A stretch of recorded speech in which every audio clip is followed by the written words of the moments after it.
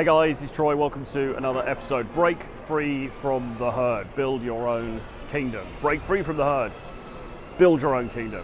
Most of us get stuck with the herd. All right, what do I mean by that? The masses, okay? The NPCs, as people like to say online, okay? Most of us inhabit a comfortable space where we are approval seeking, okay? We're surrounded by other people from a similar socioeconomic and class background to us, probably a similar ethnicity, whatever, a similar nationality. We're surrounded by those people, and those people have certain preconceived ideas about life, and unfortunately not just their lives, but probably your life as well.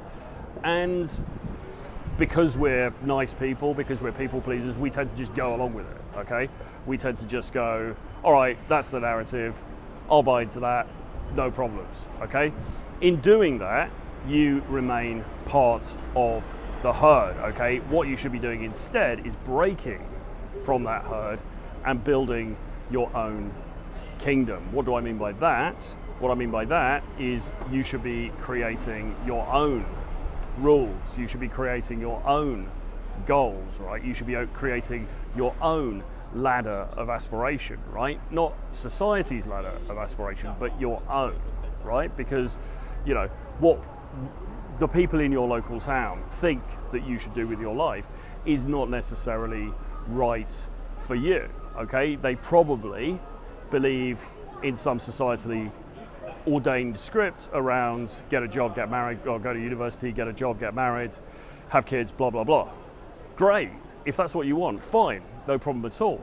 But if it isn't, or if you're unsure, you need to break away from the herd. Now, I've talked before about how hierarchies can be really damaging for men, and there's no mystery really about how, or the reason why a lot of people who, you know, got into the dating coaching sphere would often be based in London, and then they would move even from London to other cities, to international cities, right? And they would become, to some extent, lone wolves, or at least, you know, they would have friends, like-minded people to them, but they certainly wouldn't be hanging out with, you know, Steve and Bob and Billy back from that they've known since they were 5 years old at school, okay? Maybe they'd see them on vacations or whatever, but they carve their own path.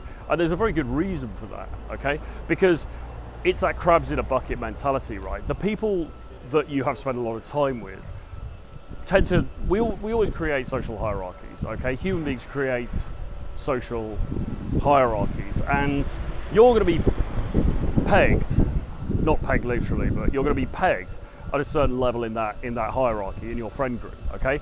And if you are pegged as, yeah, Troy, he's a bit of a loser, whatever, he's the one who's shy, he's the one who never gets a date, he's the one who is probably not going to amount to anything, but we love him anyway because he's a great guy. If you get pegged there, then that is terrible for your own self-creation, right? That is terrible for your own creation of a myth. And what you need to do is break away from that, okay? You need to break away from those people. Now, I don't mean totally.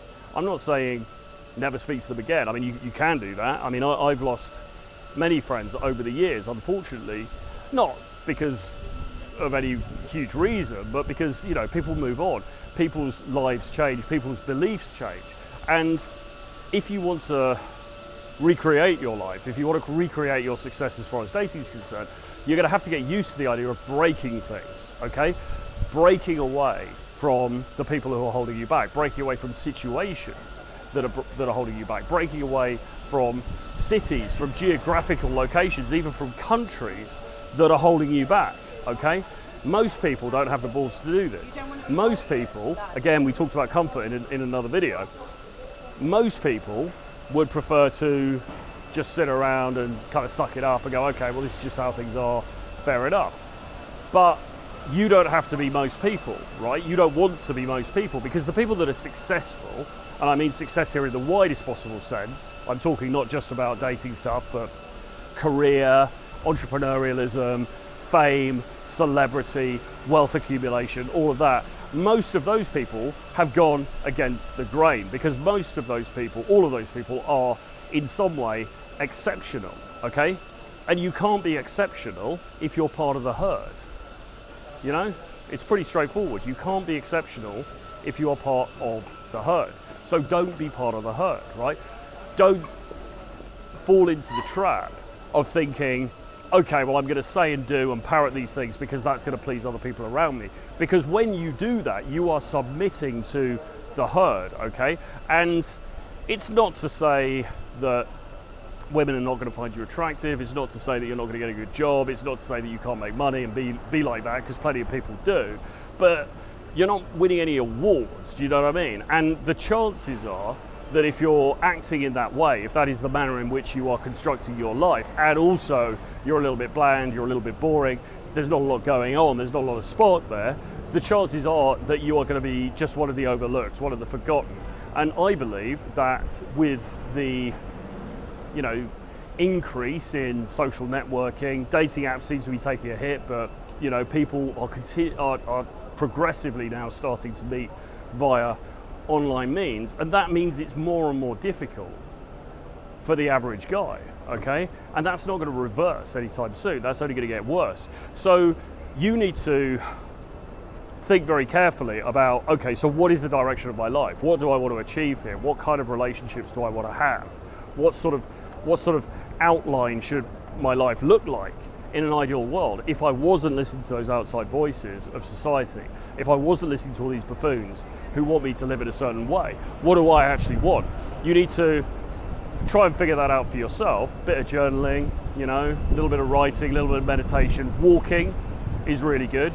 Actually, long walks on your own, no music, or maybe a bit of music, but whatever. Long walks can be really good to help you formulate these ideas, to help you come to these realizations. Doing that, fantastic, okay. Start to get a picture of, you know, what do I actually want? What am I trying to achieve here? What sort of, you know, we've got this finite time on the planet, this ridiculously finite time. It seems like a long time. You're like, oh, the average age of a man is now 70 years. I think it's 70 years, maybe it's more, whatever. It seems like such a long time, but really it's only a few decades, because you've got childhood, which is a bit of a bust because you're basically under the thumb of your parents for the first 16 to 18, 20 years or whatever. So you lose a couple of decades there. You got the bit in the middle. You got your 20s where you don't really know what you're doing. Your 30s where usually you've reached a place of more autonomy.